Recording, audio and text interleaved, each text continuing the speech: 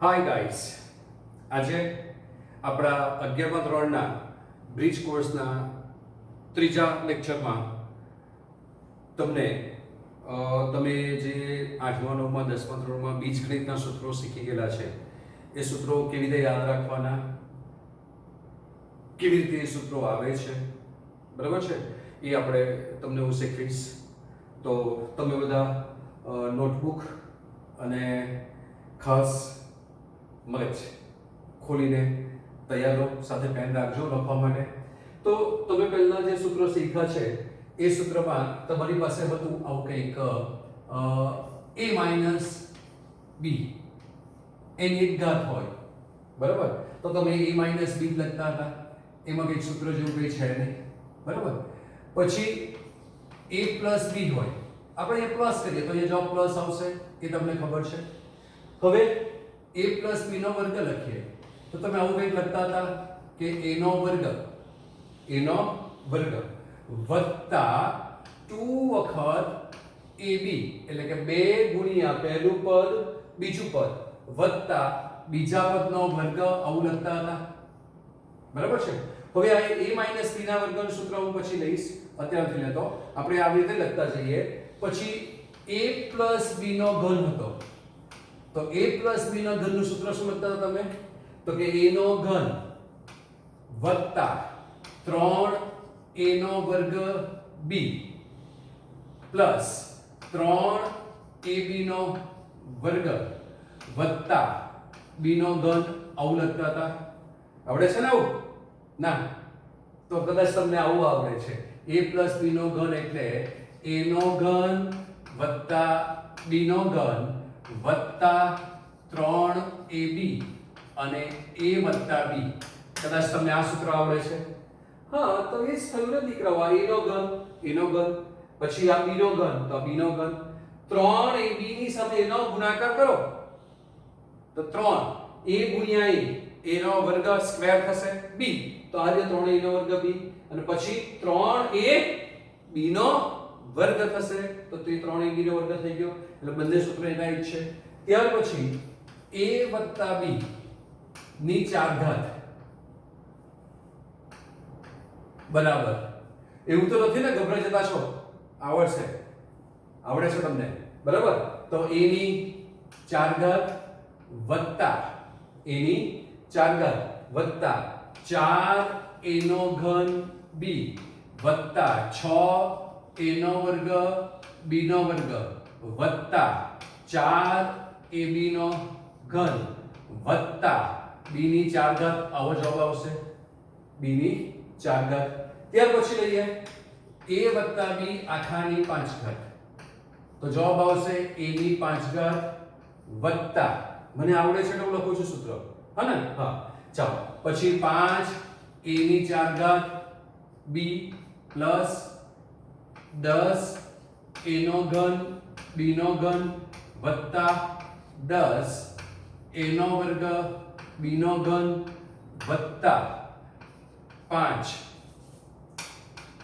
a b ની 4 ઘાત વત્તા b ની 5 ઘાત. દીકરાઓ, a પ્લસ b નો 6 ઘાત તમારે મને લખાવવાનો છે. હા, આવડે છે તમને? ગભરાઈ ગયા? કોઈ ગભરાવાની જરૂર નથી. ચાલો, તો શું કરતા હતા આપણે તે જોઈએ. તો દીકરાઓ, આપણે જ્યાં લખ્યું એ લખવા માટે તમારી પાસે પાસ્કલનો ત્રિકોણ છે. પાસ્કલ ત્રિકોણ, બરાબર. કયો ત્રિકોણ છે? પાસ્કલ ત્રિકોણ, પાસ્કલ ટ્રાયેંગલ.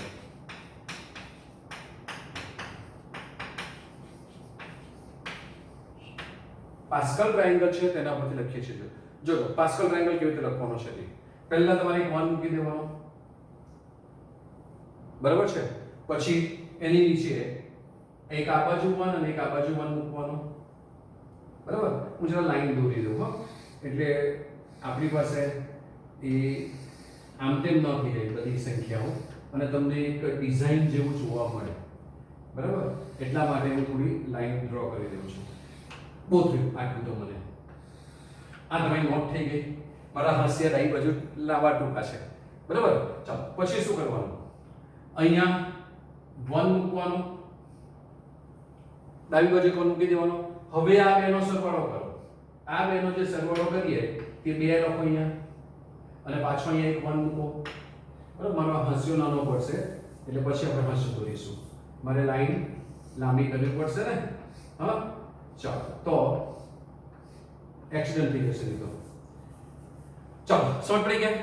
પાછા અહીંયા 1 લખવાનું, આ બેનો સરવાળો 3 લખો, વળી આ બેનો સરવાળો એ બેની વચ્ચે લખવાનો 3 અને છેલ્લે 1 લખવાનો.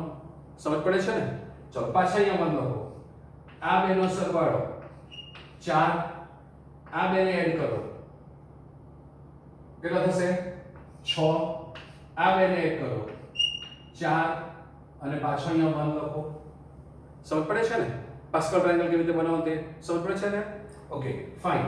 અહીંયા 1 લખો, આ બેનો સરવાળો 5, આ બેનો સરવાળો 10, આ બેનો સરવાળો 10, આ બેનો સરવાળો 5 અને પાછો 1 લખો. બરાબર. પછી પાછો 1 લખો, આ બેનો સરવાળો 6, આ બેનો સરવાળો 15, આ બેનો સરવાળો 20, આ બેનો સરવાળો 15, આ બેનો સરવાળો 6 અને પાછો 1 લખો. હજુ તમે આગળ લખો લખી શકો છો, પણ આપણે અહીં અટકી જઈએ. બરાબર છે. તો આ જે છે તે હવે હું મારો હાસ્ય બનાવી દઉં છું. આ મારો હાસ્ય થઈ ગયો એટલે અમારી નોટબુકનું પાનું પૂરું થઈ ગયું. બરાબર છે. તો આ મારી નોટબુકના પાનામાં આ આપણી પાસે પાસ્કલનો ત્રિકોણ બની ગયો. બરાબર. તો આ જે છે તે પાસ્કલનો ટ્રાયેંગલ એ તમારી પાસે જો a + b એની n ઘાત આપેલું હોય ને, એના વિસ્તરણમાં a + b ની n ઘાત આપેલી હોય તો એના વિસ્તરણમાં જે સહગુણકો આવે, આ બધાના સહગુણકો કહેવાય. ખબર ને, અહીંયા 1 છે, અહીંયા 5 છે, 10 છે, 10 છે, 5 છે, 1 છે, એ બધા સહગુણકો. એ કયા સહગુણકો આવશે તે દર્શાવે છે આ પાસ્કલ ટ્રાયેંગલ. બરાબર છે. તો એના પર તમે સહગુણકો લખો એટલે તમારું કામ થઈ જાય. તો આ જે છે તે n = 0 હોય તો આ n ઘાત એની 1 હોય તો કામ આવે.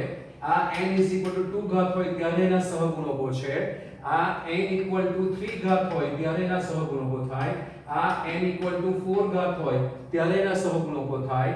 આ n = 5 ઘાત હોય ત્યારે એના સહગુણકો થાય. આ n = 6 ઘાત હોય અને આ n = 7 ઘાત હોય ત્યારે સહગુણકો થાય. એ તમારે જાતે લખવાનું છે.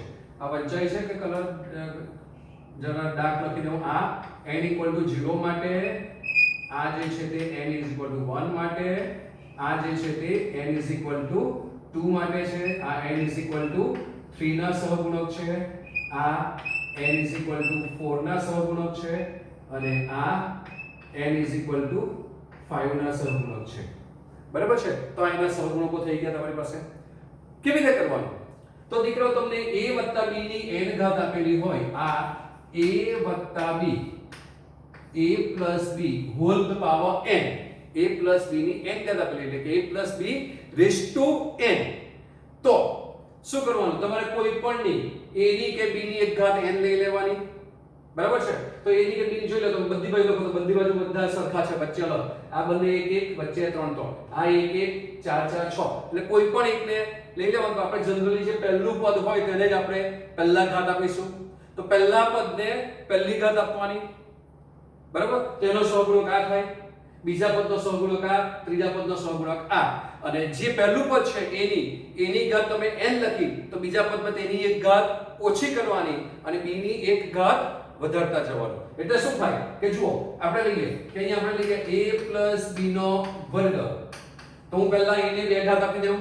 તો a ને 2 ઘાત આપું તો a નો વર્ગ થાય અને b ની ઘાત 0 લેવાની છે. પણ કંઈ પણ સંખ્યા હોય તેની શૂન્ય ઘાત એને આપણે 1 લઈએ છીએ, એ તમને ખબર છે. એટલે આપણે b ની 0 ઘાત ન લખીએ તો પણ ચાલે, આપણે લખતા નથી. ચલો 2 ઘાત હોય ત્યારે 1 તો આનો સહગુણક 1 આવી ગયો. પછી સહગુણક 2 આવે એટલે +2. હવે a ની એક ઘાત ઓછી કરવાની એટલે a થઈ ગયો, 2 ઓછા એટલે a થઈ ગયો. હવે અહીંયા b a ની 0 ઘાત હતી તેની એક વધારી એટલે b થઈ ગયો, પ્લસ 1 છે તો એ 1. બરાબર. અને a ની ઘાત ઓછી કરીએ તો 0 થઈ ગયો એટલે 1 થઈ ગયો, અને b ની એક વધારીએ તો b નો વર્ગ થઈ ગયો. તો આ તમારું સૂત્ર થઈ ગયું. બરાબર છે. તો a b નો ઘન શું થશે તે જુઓ. તો કે a b નો જે ઘન છે તે સહગુણકો આવવાના. એટલે આપણે a થી શરૂઆત કરીએ તો a ની 3 ઘાત આપી દઈએ, હે ને? ચાલો, તો a ની 3 ઘાત બધામાં પ્લસ જ લેવાના છે, તો પ્લસ. હવે 3 a ની એક ઘાત ઓછી કરો એટલે 3 a નો વર્ગ, અને b ની એક ઘાત વધારો એટલે b ની એક ઘાત એટલે b થઈ ગયો, વત્તા 3 a નો એક ઘાત ઓછી b નો વર્ગ, અને વત્તા 1 b નો ઘન થશે. તો તમારી પાસે અહીંના સહગુણકોને પ્રમાણે આ તમારી પાસે ફોર્મ્યુલા થઈ ગઈ. તો છે ને ઈઝી, કોઈ જરૂર નથી ફોર્મ્યુલા ગોખવાની, પાસ્કલ રાઇટર રાખી મૂકવાનો. તો મેં શું કર્યું તે જુઓ દીકરાઓ, મેં તમારી સાથે ચીટિંગ કર્યું. કેમ? મને પણ કોઈ ફોર્મ્યુલા નથી આવડતી, મને આટલી જ આવડે, તમને જેટલી આવડે એટલી, આ ત્રણ જ આવડે મને. બરાબર છે. તો મેં શું કર્યું 4 ઘાત માટે, જો પહેલા તો એ આવે, આ બેનો સરવાળો કર્યો ને આપણે 4 ઘાત માટે, આ બેનો સરવાળો તે લખ્યો. તો હું શું કરતો હતો, આ બેનો સરવાળો કરું 4, આની એક ઘાત ઓછી કરતો ગયો, આ બેનો સરવાળો, જો એ બેનો સરવાળો 6 થયો, આ બેનો સરવાળો 4 થયો, હવે આ બેનો સરવાળો 4 થયો, અને b ની 5 ઘાત એટલે એક આવી ગયો. બરાબર, સોરી 4 ઘાત એટલે આવી ગયો તમારી પાસે. તો આવી ગયો, તમે જુઓ તો મેં એવી રીતે લખતો હતો. હવે આ a ની 5 ઘાત, આ બેનો સરવાળો 5, કે પાસ્કલ રાઇટર મને ખબર હતી. બરાબર, પછી આ બેનો સરવાળો 10, a ની એક ઘાત ઓછી, b નો એક ઘાત વધાર્યો, આ બેનો સરવાળો પાછો 10, a ની એક ઘાત ઓછી કરી, b ની એક ઘાત વધારી, આ બેનો સરવાળો 5, a ની એક ઘાત ઓછી કરી, b ની એક ઘાત વધારી, અને b ની 5 ઘાત. તો હવે પછી બોલો a b ની 6 ઘાત શું આવશે? તો કે a ની 6 ઘાત વત્તા 1 ઘાત ઓછી કરવાની આમાંથી. બરાબર, અને આ બેનો સરવાળો 5 ને 1 6, a ની 5 ઘાત b થશે, વત્તા 10 ને 5 15, a ની 4 ઘાત b નો વર્ગ થશે, પછી 10 ને 10 20 એટલે 20 a નો ઘન b નો ઘન થશે, પછી 10 ને 5 15 a નો વર્ગ b ની 4 ઘાત થશે, પછી 5 ને 1 6 a b ની 5 ઘાત થશે, અને છેલ્લે b ની 6 ઘાત આવશે, a નો 0 ઘાત એટલે. બરાબર છે. તો છેલ્લે ઈઝી, હે ને? તો આવી રીતે તમે કોઈ પણ સંખ્યાનું વિસ્તરણ લખી શકો. હવે તમારા મગજમાં એક સવાલ આવીને ઉભો રહી ગયો કે સર માઈનસ હોય તો માઈનસ હોય તો એક પદ વત્તા તો બીજું પદ ઓછા, ત્રીજું પદ વત્તા ચોથું પદ ઓછા, એટલે એક વત્તા એક ઓછા એક વત્તા એક ઓછા રીતે લેવ એટલે તમારી પાસે માઈનસ બી પણ ફોર્મ્યુલા થઈ જાય. બરાબર છે. તો a માઈનસ b પણ તમે એના ઉપરથી લખી શકો છો. બરાબર, તો આ તમારી પાસે આટલી ફોર્મ્યુલાઓ થઈ ગઈ. બરાબર, તો હવે આપણે બધાની માઈનસ ની ફોર્મ્યુલા લખીએ. બરાબર, તો a b છે એનું કોઈ કામ નથી, a b તમને ખબર જ છે. આપણે a b ના આખાનો વર્ગ લખીએ. બરાબર, તો હવે જોજો એ બે ફોર્મ્યુલા પરથી પણ તમને હું બીજી ફોર્મ્યુલા ઉમેરી આપું. તો મારી પાસે a b નો વર્ગ, a b નો વર્ગ જે છે તે શું છે? તો કે a square 2ab b square છે, એ તમને ખબર છે. અને a b નો વર્ગ શું આવશે? તો કે a b નો વર્ગ a નો વર્ગ ઓછા 2ab b નો વર્ગ છે. આ બે તમારી પાસે ફોર્મ્યુલા થઈ ગઈ. બરાબર છે. હા, તો હવે આ બે નો સરવાળો કરીએ એટલે કે શું થાય? તો કે આ બે ફોર્મ્યુલા ઉપરથી જો હું આમ લખું કે a b નો વર્ગ વત્તા a b નો વર્ગ, આ બે નો સરવાળો કરીએ તો તમારી પાસે આ બે ઉડી જશે. તો બે વખત a નો વર્ગ અને બે વખત b નો વર્ગ બાકી રહેવાનો. તો આવું હોય તો જવાબ શું હશે? બે વખત a નો વર્ગ વત્તા b નો વર્ગ બાકી રહે. બરાબર છે. અને જો બાદબાકી કરું તો a b નો વર્ગ ઓછા a b નો વર્ગ કરું તો બાદબાકી કરું તો અહીંયા માઈનસ આવશે, અહીંયા પ્લસ આવશે, અને માઈનસ આવશે. તો આ બે ઉડી ગયા. 2ab 2ab 4ab એટલે અહીંયા 4ab થશે. શું થશે? 4ab, અને b નો વર્ગ કેન્સલ થઈ ગયા એટલે 0.